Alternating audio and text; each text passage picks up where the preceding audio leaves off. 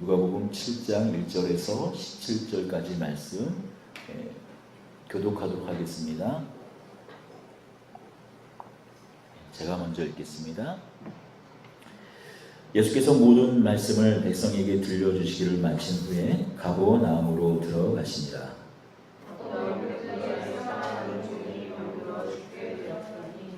예수의 소문을 듣고 유대인의 장로 몇 사람을 예수께 보내어 오셔서 그 종을 구해 주시기를 청한지라.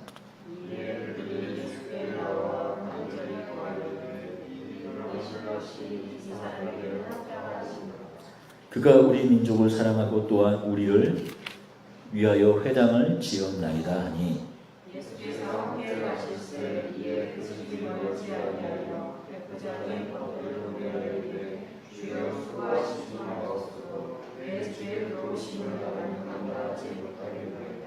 그러므로 내가 주께 나아가기도 합당하지 못할 줄을 알았나이다. 말씀하사 내 하인을 낫게 하소서.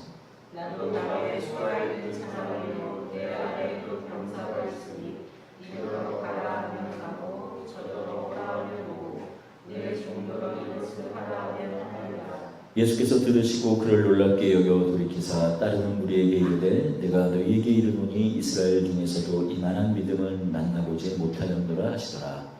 오래 앉은 사람들이 집으로 돌아가오매 종이 이미 나아 있었더라. 그 후에 예수께서 나인이란 성으로 가실새 제자와 많은 무리가 동행하더니 성문에 가까이 이르실 때 사람들이 한 죽은 자를 메고 나오니 이는 한 어머니의 복자요 그의 어머니는 가오라.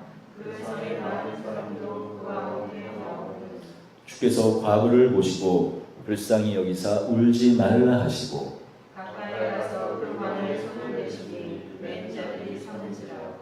예수께서 이르시되 청년아 내가 네게 말하노니 일어나라 하시되 죽었던 자가 일어나 앉고 말도 하거늘 예수께서 그를 어머니에게 주시니 모든 사람이 들어와여 하나님께 영광을 돌리려는데 그 선지자가 우리 가운데 일어나셨다 하고 또 하나님께서 자기 백성을 도우셨다 하라. 예수께 대한 이 소문이 온 유대와 사방에 두루 퍼지니라. 아멘. 요즘에 이 꼰대라는 말이 유행입니다. 이 꼰대라는 말이 원래 그 나이 많은 사람, 나이 많은 특히 남자를 가리키는 말이었죠. 나이 많은 남자를 이렇게 가리키는 은어였는데 요즘은 이렇게 구태의연한 그 사고 방식을 다른 사람에게 강요하는 사람들을 일컫는 말로 이렇게 좀 바꿔서 사용하고 있습니다. 인터넷에 보면 이 꼰대 테스트가 있더라고요. 뭐 보셨어요? 혹시 이 인터넷에 보면은 SNS라든지 자기가 꼰대인지 아닌지 점검할 수 있는 테스트가 있어요. 그걸 일일이 여기서 연구하기는 하지는 않겠습니다. 그런데 그런 내용을 가만히 보면 그 핵심이 뭐냐면 결국 권위에 대한 문제예요. 권위.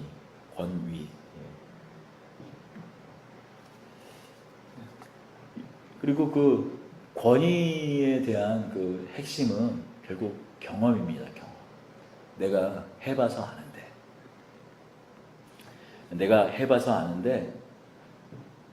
그러니까 내 말이 정답이고 내가 답이라는 거죠. 내 말을 들으면 된다라는 거예요. 내 말대로 하면 문제 없다라는 거죠. 근데 듣는 사람들은 또 그들을 꼰대라고 말하는 사람들은 이렇게 얘기합니다. 그때는 그것이 맞았는지 몰라도 지금은 그것이 맞지 않을 수도 있다라는 거죠. 그러니 당신의 답을 우리에게 강요하지 말라는 거예요. 사실 이 꼰대라는 말처럼 오늘날의 탈권위주의 시대를 정확하게 또 극명하게 진단해주고 나타내 보여주는 말은 없을 것 같습니다. 아마 요즘 이 시대를 탈권위주의 시대라고 하잖아요. 아마 가장 극명하게 잘 나타내주는 단어가 꼰대라는 말 같아요. 그런데 이러한 즈음에 또 주목할 만한 사회 현상이 하나 있어요. 이 법륜 스님 아시잖아요. 증문주설이라는 그 강연을 하시는 법륜 스님, 또 우리가 해민 스님, 주로 이제 불교교회에 그런 분들이 많은데 뭐 해민 스님의 강연이나 뭐 책들이 많은 인기를 끌고 있습니다. 또 그뿐 아니죠. 세밭이라고 세상을 바꾸는 15분이라는 프로, 그것이 2011년도에 처음 시작됐는데 지금도 많은 인기를 끌고 있고, 한 달에 한 번씩 매 첫째 주 월요일 날 아마 목동 그 CBS 녹화장에서 만날 기억이, 하여튼 한 달에 매달 한 번씩 그 녹화를 하는데 거기 아직도 여전히 수많은 인파들이 몰립니다. 이게 뭔가 싶어서 이렇게 들여다보니까 결국에는 답을 찾는 거예요, 답을. 여러분, 인생이란 분명히 많은 문제들이 있어요. 답이 필요한데 이제 모든 권위들을 다 부정해버리니 어디 답을 찾을 곳이 없는 거야. 그러니 그런 곳에서 증문즉설, 해민 스님의 잠시 멈춰도 좋다, 그런, 갑자기도 순간적으로 이 책 제목이 가물가물한데, 그런 책이 인기를 끌고 베스트셀러가 되죠. 거기서 얻는 답이 되는지 안 되는지 그것을 말하는 것은 아니지만, 이 시대가 어떤 시대인가, 권위를 다 부정해놓고 정작 답을 찾으려고 하는데, 그 답을 줄 수 있는 권위가 없으니까 다시 누군가를 찾아가야 되는, 누군가를 찾는 그런 모순과 같은 이 시대가 오늘의 시대입니다. 오늘 우리가 읽은 이 본문의 그 두 이야기는 전혀 다른 이야기 같지만 사실 한 가지 주제로 그 이야기를, 두 이야기를 묶을 수 있을 것 같아요. 바로 권위에 대한 문제예요. 예수님의 권위는 어떤 권위인가 하는 것과, 또 예수님은 그 권위를 어떻게 사용하시는가 하는 이야기입니다. 첫 번째 이야기는 평지 설교를 마치시고 가버나움에 들어가셨을 때의 일입니다. 예수님께 대한 소문을 듣고는 어떤 백부장이, 그가 아끼는 종이 있었는데 그가 병이 들자 유대인의 장로 몇 사람을 예수님께 보내어서 그 종을 구해주기를, 고쳐주기를 청했습니다. 예수님께서 그 종을 고쳐주시려고 가는 길에 갑자기 다시 그 백부장이 자신들의 친구를 보내서, 저도 남의 부하고 또 저에게도 부하가 있어서 그에게 이리로 가면 이리로 오고 저리로 가라면 저리로 가는데, 예수님께서 차마 우리 집에 오는 것을 제가 감당할 수 없으니 그냥 말씀만 하사 종을 낫게 하십시오. 종을 낫게만, 종에게 나으라고만 하시면 낫겠습니다라는 말을 전하죠. 그것이 오늘 첫 번째 이야기입니다. 먼저 백부장이라는 사람이 어떤 사람인지 좀 말을 드리자면, 이 백부장, 이 백인 부대는 로마 군대의 최소 단위였어요. 가장 큰 단위는 우리가 레기온이라고 군단이죠. 로마의 한 군단은 약 6,000명 정도로 이루어져 있는데, 로마 전체로는 약 28개의 군단이 있습니다. 6,000명의 사병으로 구성된 약 28개 정도의 군단이 있어요. 한 개의 군단은 10개의 대대로 나눠져 있고, 또 10개의 대대는 6개의 백인대로 나뉘어져 있어요. 백인들의, 그러면 이 백부장은 그 백인으로 구성된 백인대의 지휘관이죠. 그러면 실질적으로 군인이 그러면 100명은 아니고요. 약 80명으로 군사가 구성되어 있고, 나머지 20명은 그 80명의 군인들을 도와주는 종이에요. 이래서 식사를 해준다든지, 여러 장비들을, 전쟁과 관련된 장비를 손질한다든지, 전쟁과 관련된 여러 가지 기타 일들이 있잖아요. 지금도 군무원이 있지 않습니까? 군대에. 군인은 아니지만 군인을 도와주는 공무원, 우리가 군무원이라서 사병이라고 하잖아요. 마치 그런 사람들이 있는 것처럼 80명의 사병과 20명의 군인을 도와주는 종이 있어요. 지금 어쩌면 직접 부리는 종인지 개인 종인지 아니면 그 20명의 종들 중 하나인지 모르지만 이 백부장이 그 사랑하는 종 하나가 큰 병에 걸린 거예요. 이 병행 구절인 마태복음 8장에 보면 그 종이 중풍병에 걸렸다고 나와 있습니다. 백부장이 이 가버나움에 예수라는 사람이 왔다라는 소문을 듣습니다. 그 예수라는 사람이 어떤 사람인가? 귀신도 내어쫓고 나병 걸린 문둥병 걸린 사람도 낫고 모든 병들을 고치는 그런 권능이 있다는 얘기를 들어요. 그래서 그 소식을 듣고 이 백부장이 유대인 장로를 보냅니다.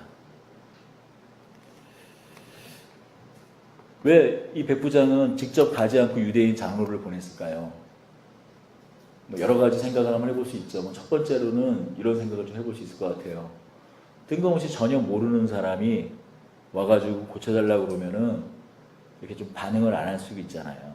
대응을 안 할 수 있으니 유대인의 장로를 보냈다라고 생각할 수 있습니다. 그런데 그것보다는 더 크게는 이 백부장이 이방인이었기 때문에 이방인 중에 누굽니까?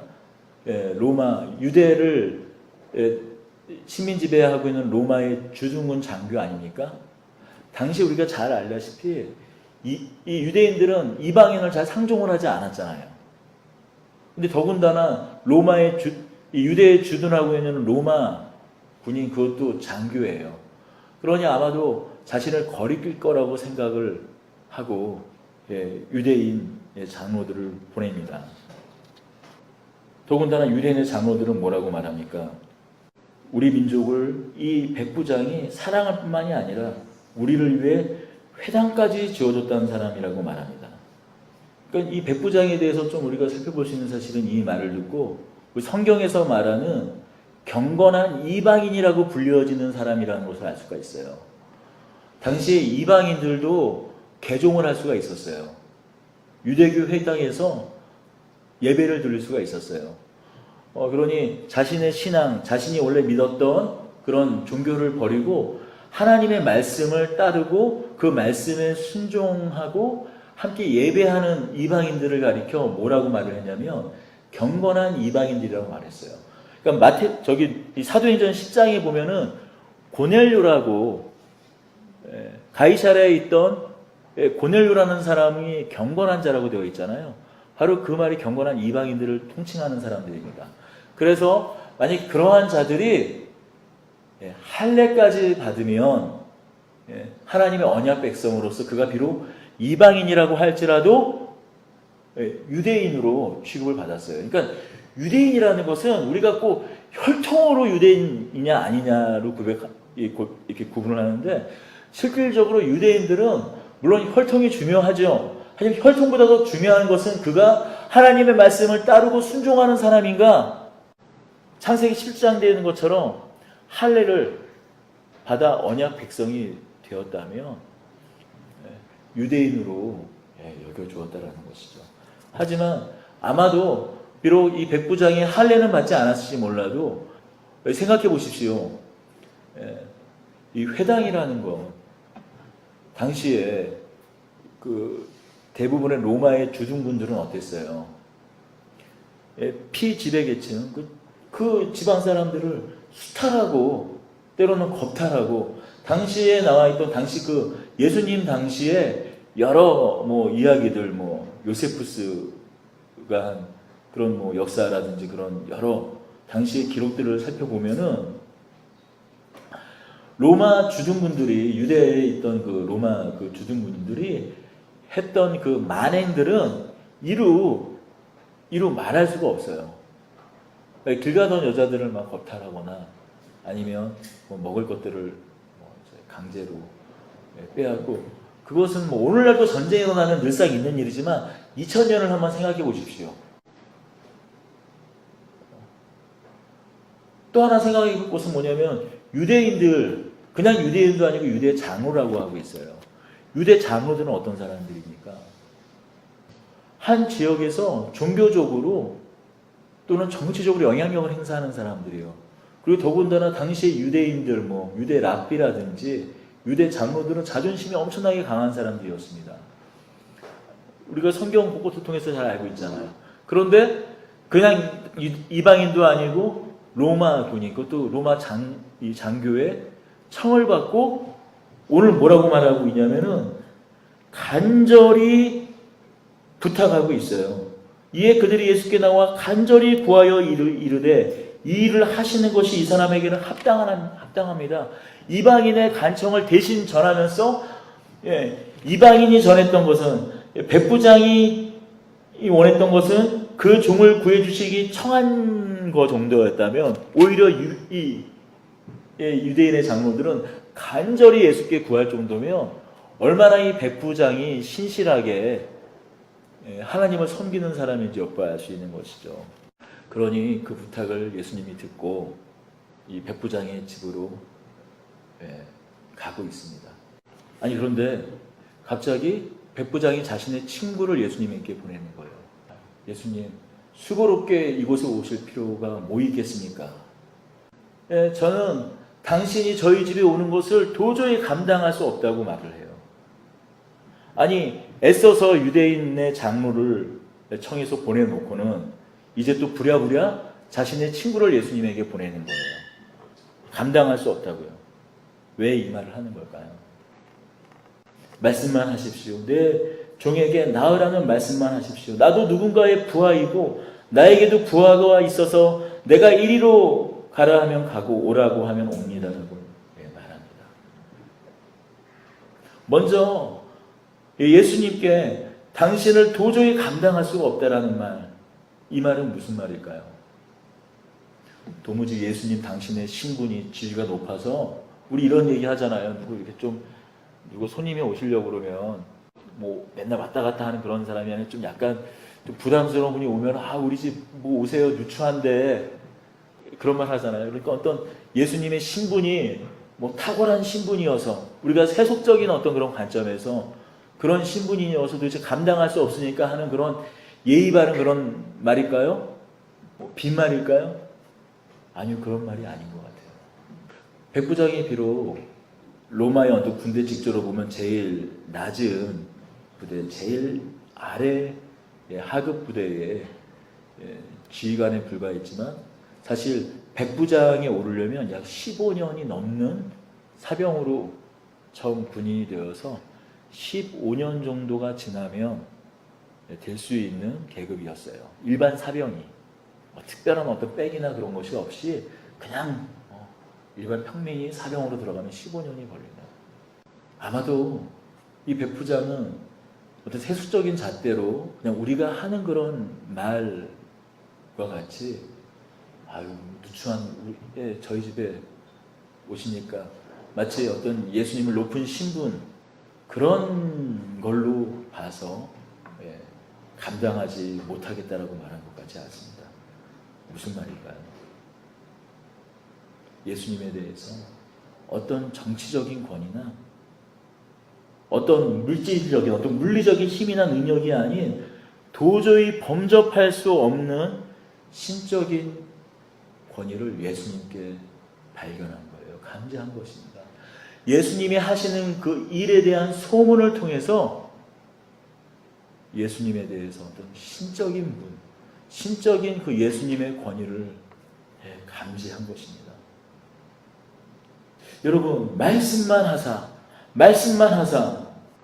이 말에서 잘 드러납니다. 로마 장교입니다.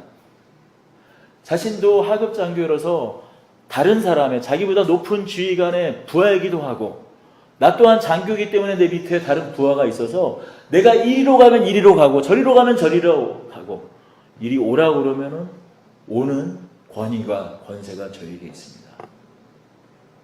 그런데 예수님에 대해서 그 권위와 권세를 뭐에 적용하고 있어요? 당신은 병이라도 꾸짖으면 그 병이 낫는 분입니다. 죽음이라도 죽음에서라도 사람을 일으켜 세울 수 있는 분입니다. 세상에 어떤 권위도 권세도 당신 앞에 복종할 수밖에 없습니다라고 말하고 있는 거예요. 이 영어에 권위라는 말이 있죠. authority라는 말이 있습니다. 이 말이 어원이 오리지널에서 나온 말이에요. 그래서 author, 이 저자라는 단어랑 어원을 같이 하죠. 원천을 꿰뚫고 있는 자에게 권위가 있다는 거예요. 예수님은 누구십니까? 이 세상을 창조하신 분 아니십니까? 하나님이십니다. 요한복음 1장에는 얘기합니다. 태초에 하나님이 계셨고 그와 함께 말씀이 계셨는데 그 말씀이 예수 그리스도라고 말하고 있어요. 예수님은 하나님의 말씀이셨습니다. 태초에 그 말씀으로 세상을 창조하신 분입니다. 지금 이 백부장이 말씀만 하사 에이페 레고 말씀만 명하사 그냥 명령하십시오도 아니에요. 말씀으로 명하사 태초를 창조하신 당신의 권능으로 말씀하십시오. 세상을 창조하신 그 권능이 제 종의 병을 고칠 것입니다. 라고 말하는 것이죠. 예수님께서 이 말씀을 듣고는 깜짝 놀랐다고 이 성경은 말하고 있어요. 그러면서 우리에게 말합니다. 너희에게 이르노니 이스라엘 중에서 이만한 믿음을 만나보지 못하였노라. 그런데 이 병행 구절이 마태복음 8장 10절에서 11절은 이렇게 이 동일한 이야기를 이렇게 소개하고 있어요. 예수께서 들으시고 놀랍게 여겨 따르는 자들에게 이르시되 내가 진실로 너희에게 이르노니 이스라엘 중 아무에게서도 이러한 믿음을 보지 못하였노라. 또 너희에게 이르노니 동서로부터 많은 사람이 이르러 아브라함과 이삭과 야곱과 함께 천국에 앉으려니와 그 나라의 본 자손들은 바깥 어두운 데 쫓겨나 거기서 울며 이를 갈게 되리라. 이 이방인, 이 백부장의 믿음을 보고 이렇게 말하는 거예요. 이 이방인의 믿음처럼, 이 백부장의 믿음처럼 많은 이방인들이 이러한 믿음을 가질 것이다. 이러한 고백을 할 것이다라는 거예요. 그래서 오히려 아브라함과 이삭과 야곱의 자녀라고 말하는 너희들은 바깥 어두운 곳에서 슬피 울며 이를 갈고 달리 말하면 너희들은 지옥의 불구덩이 가운데로 떨어지고 오히려 이방인들이 구원을 얻고 아브라함과 이삭과 야곱의 자녀가 된다는 말씀이에요. 왜 이 말씀을 하는 거예요? 지금 이 갈릴리 곳곳을 다니시면서 예수님께서 하신 일은 무엇입니까? 예수님이 누구신가를 보여준 일이에요. 우리가 지금 1장부터 7장까지 달려왔습니다. 잠깐 한 2달 정도 쉬었지만 제가 고민이 있었어요. 자기 쉬었던 이유가 고민이 뭐냐면 반년을 넘게 예수님에 대한 이야기를 했는데 정말 예수님에 대한 그렇잖아요. 반년이 작년 12월부터 6월 달까지 6월 3일 주보를 보시면 6월 3일이 마지막 6장 마지막까지 그때 6월 3일까지 살았고 6월 초까지 6개월을 잠깐 달려갔는데 이 누가복음을 보면서 맨날 예수님 이야기인데 이 예수님 이야기를 들으면서 매주 한 번은 어쨌든 듣는데 이 말을 들으면서 예수님을 더 사랑하고 예수님을 더 잘 알게 되고 예수님을 향한 믿음이 더 커져야 되는데 과연 그런가 막 질문이 드는 거예요. 그래서 잠깐 쉬자. 과연 예수님에 대해서 그렇게 나누고 있는데 정말 예수님을 더 잘 알고 있는가? 더 잘 알게 되는가? 예수님을 더 사랑하게 되는가? 예수가 내 안에 계셔서 더 예수의 말씀대로 살아 역사하게 되는가? 그런 고민이 들면서 이 말씀 앞에 딱 섰는데 평지 설교를 딱 마치고 나서 이 말씀을 섰는데 2달 동안 다른 설교를 했던 주제 위주의 설교를 했던 이유가 있어요. 설교가 준비가 안 되는 거예요. 콱 막히는 절벽 같은 느낌. 우리는 이런 백부장과 같은 고백을 하는 걸까? 우리한테 이런 마음이 일어나는가? 일주일 내내 이 말씀을 붙잡고 있어요. 붙잡다가 결국엔 금요일이나 토요일날 다른 본문을 찾게 되었습니다. 우리에게도 여전히 마찬가지 이야기를 하는 거예요. 우리가 예배 때 우리가 말씀을 통해서 수없이 예수님에 관한 이야기를 듣는데 결국에 성경에 나오는 모든 모세의 말씀과 선지자의 글들과 시편의 글들이 나에 대한 이야기라 말씀하신 그 예수님의 말씀과 같이 우리가 예수님을 이 말씀을 통해서 더 잘 알게 되는가, 더 사랑하게 되는가. 그렇지 않다면 우리 역시 예수님께서 마태복음 8장 10절에서 11절에서 말씀하시는 것 같이 바깥 어두운 데에서 슬피 울며 이를 갈 수밖에 없다는 것이죠. 이 백부장의 믿음은 어떤 믿음입니까? 예수님에 대해서 다만 소문으로만 들었어요. 본 것도 아니고 어쩌면 몰라요. 이 백부장은 영원히 예수님을 못 만났을 수도 있습니다. 그렇지 않나요? 예수님을 전 너무나 안타까워요.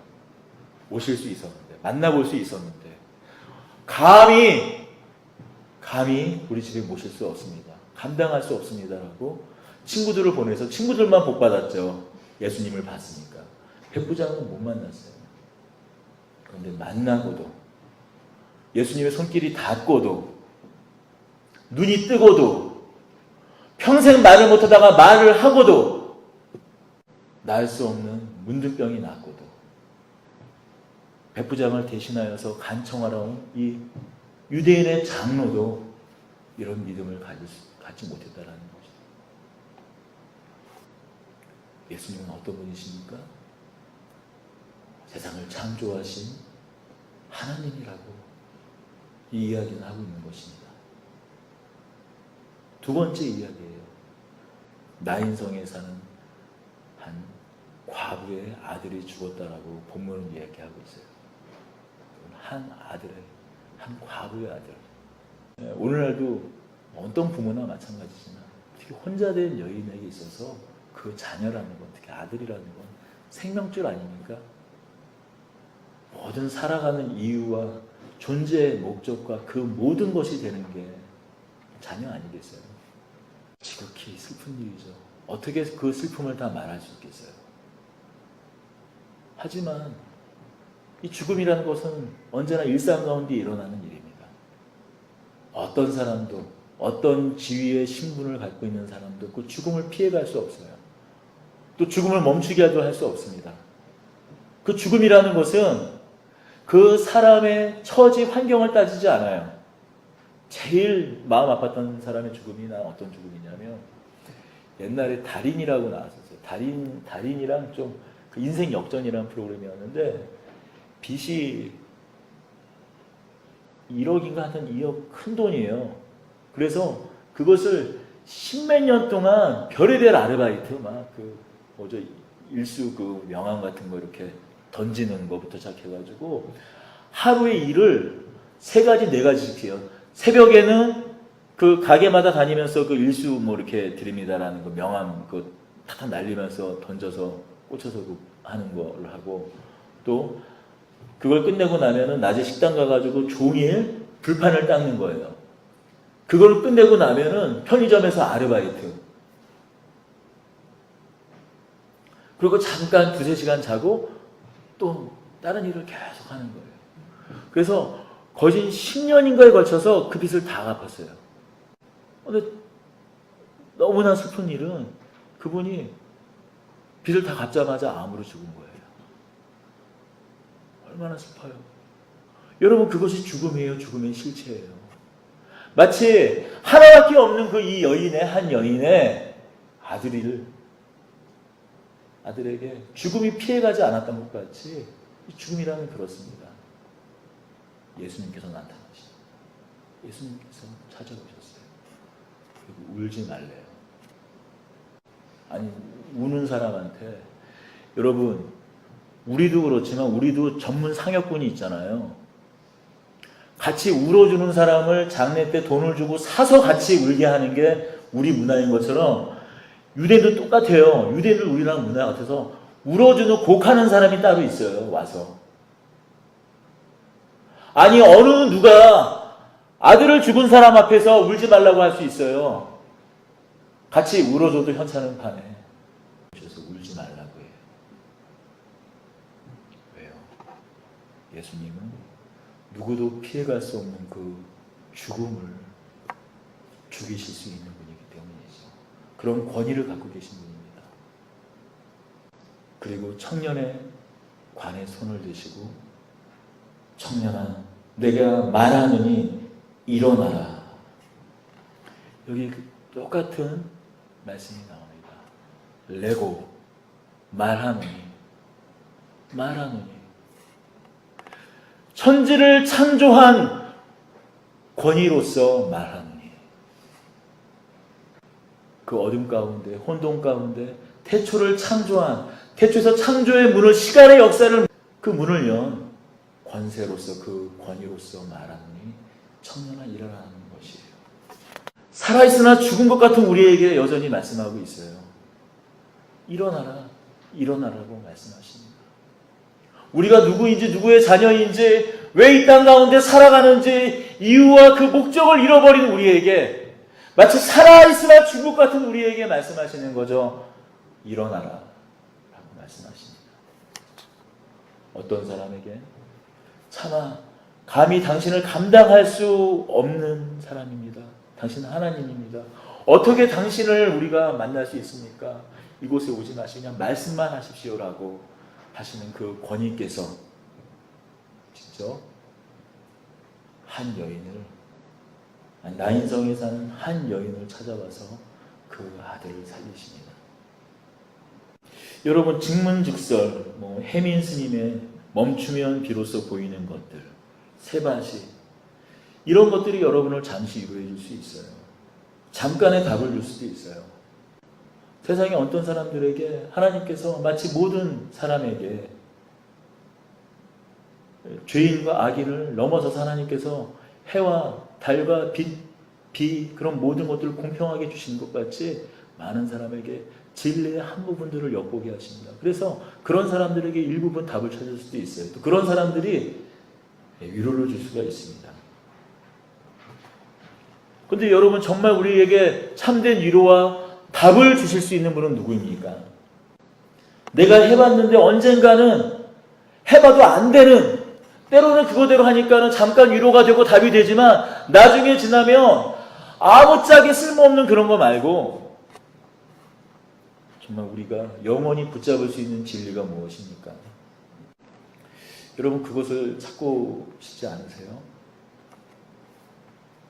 바로 여러분 우리가 믿고 있는 예수님이세요. 이 세상을 그의 말씀으로 창조하신 예수. 이 세상에 참된 카피라이트, 오소리티, 저작권을 가지고 계시는 유일하신 그분 예수님이 계십니다. 바로 여기에 우리에게 계신다는 것이죠. 나는 도저히 감당할 수가 없습니다. 감당할 수 없다니까요. 라고 하는데 기어이 아니다. 내가 너와 함께 하겠다라고 비집고 우리에게 기꺼이 아니 기어이 찾아와 주셔서 우리에게 손을 대주시는 분 바로 그분이 예수십니다. 우리가 이 붙잡고 있는 진리 그 예수를 다시 한번 바라보고 그분이 내미는 손짓을 또 내미는 손을 기꺼이 내밀어 맞잡는 저희들이 되기를 소원합니다. 기도하겠습니다. 청년아 내가 내게 말하노니 일어나라. 우리를 일으켜 세우시는 주님, 주님 일어나 우리가 함께 걸어갑니다. 이제 함께 걸어가겠습니다. 주님, 세상에 많은 위로를 찾아봤지만 많은 답을 찾아보려고 우리의 문제, 우리의 일들을 해결해 보려고 찾아봤지만 거기엔 답이 없었습니다. 거기엔 위로가 없었습니다.